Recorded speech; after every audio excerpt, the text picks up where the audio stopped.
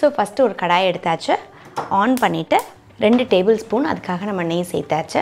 நம்மக்கிட்ட இருக்க நட்ஸ் எல்லாமே வந்து பார்த்திங்கன்னா நம்ம கொஞ்சமாக வந்து நெய்யில் பொரித்து எடுத்துக்கலாம். இப்போ நம்ம நட்ஸ்லாம் ஆட் பண்ணிக்கலாம்.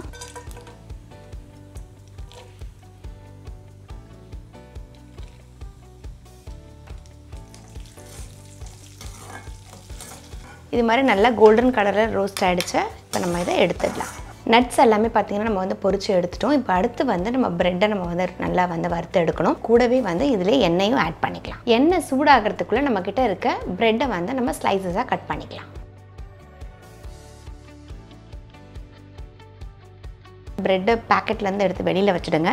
அதனால் என்ன ஆகும்னு பார்த்தீங்கன்னா கொஞ்சம் நல்லா ட்ரை ஆகிடும்.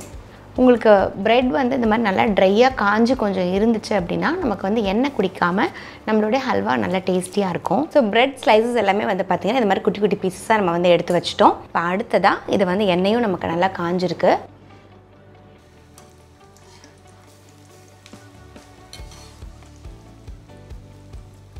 ப்ரெட்டு வந்து பார்த்திங்கன்னா நல்லா கிறிஸ்பியாக ப்ரௌன் கலர் நல்லா வந்து வறுத்து எடுக்கணும்.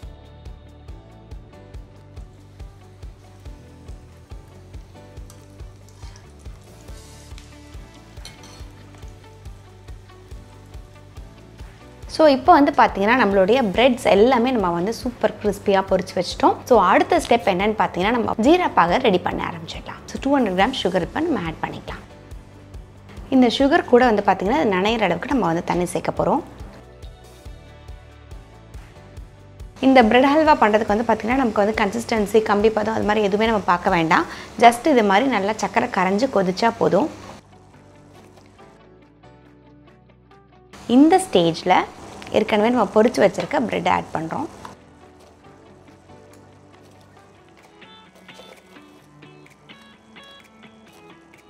ஸோ இந்த ஜீரா பாகில் பார்த்திங்கன்னா நம்மளுடைய ப்ரெட்ஸ் எல்லாம் ஆட் பண்ணியிருக்கோம். அது எல்லாமே நல்லா சோக்காகி இப்போ வந்து நல்லா வேக ஆரம்பிச்சிருச்சு.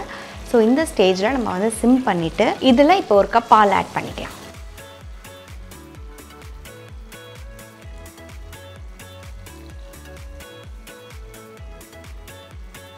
ஸோ இப்போ பார்த்தீங்கன்னா உங்களுக்கு தெரியும் நம்மளுடைய ப்ரெட் வந்து ஃபஸ்ட்டு ஜீரப்பாகில் வெந்துச்சு. அதுக்கடுத்து நம்ம ஊற்றின பாலில் வெந்து எல்லாமே வெந்து நம்மளோட ப்ரெட் எல்லாமே சாஃப்டாக ஆகிடுச்சு.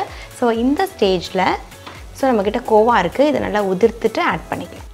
ஸோ ஹல்வா பண்ணும்போது வந்து பார்த்திங்கன்னா கொஞ்சம் நமக்கு அந்த பேர்ன்ட்டு ஸ்மெல் வந்துட்டாலும் ஃபுல் ஹல்வாவுமே நமக்கு வந்து ஃப்ளேவர் மாறிடும். அதனால் நீங்கள் வந்து ரொம்ப ஸ்லோ ஃபயரில் நீங்கள் எந்த ஹல்வா பண்ணாலுமே வந்து பார்த்திங்கன்னா நான்ஸ்டிக் தவாவில் பண்ணுங்கள். ஏன்னா அதுதான் அடிப்பிடிக்காமல் நமக்கு வந்து அந்த கரெக்ட் கன்சிஸ்டன்சி கொடுக்கும்.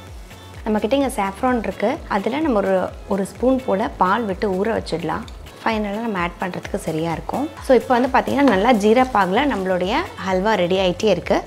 இந்த ஸ்டேஜில் நம்ம ஒரு ஸ்பூன் போல் இதில் நெய் சேர்க்கலாம். ஸோ இப்போ பார்த்திங்கன்னா நம்மளோட ஹல்வாலேருந்து எல்லா நெய் எல்லாமே வந்து பார்த்திங்கன்னா வெளியே வர ஆரம்பிச்சிருச்சு நம்ம விட்ட எண்ணெய் எல்லாமே. ஸோ இதில் நம்ம வச்சுருக்க நட்ஸ் எல்லாமே இப்போ ஆட் பண்ணிக்கலாம். இப்போ இதுலேயே ஃபைனலாக கொஞ்சம் நம்ம வச்சுருந்த சாஃப்ரான் மில்க்கையும் ஆட் பண்ணிக்கலாம். ஃப்ளேவருக்காக கொஞ்சம் ஏலக்காய் பொடி. இப்போ நம்ம பண்ணிட்டு இருந்தால் ப்ரெட் ஹல்வா பார்த்திங்கன்னா அமேசிங்காக ரெடி ஆகிடுச்சு. வெளியில் வந்து உங்களுக்கு நல்லா இந்த நம்ம விட்டுருந்த நெய்யெல்லாம் ஊஸ் அவுட் ஆக ஆரம்பிச்சிருச்சு அப்படின்னா ரெடி ஆகிடுச்சுன்னு அர்த்தம். இதை இப்போ நம்ம சர்வ் பண்ணலாம்.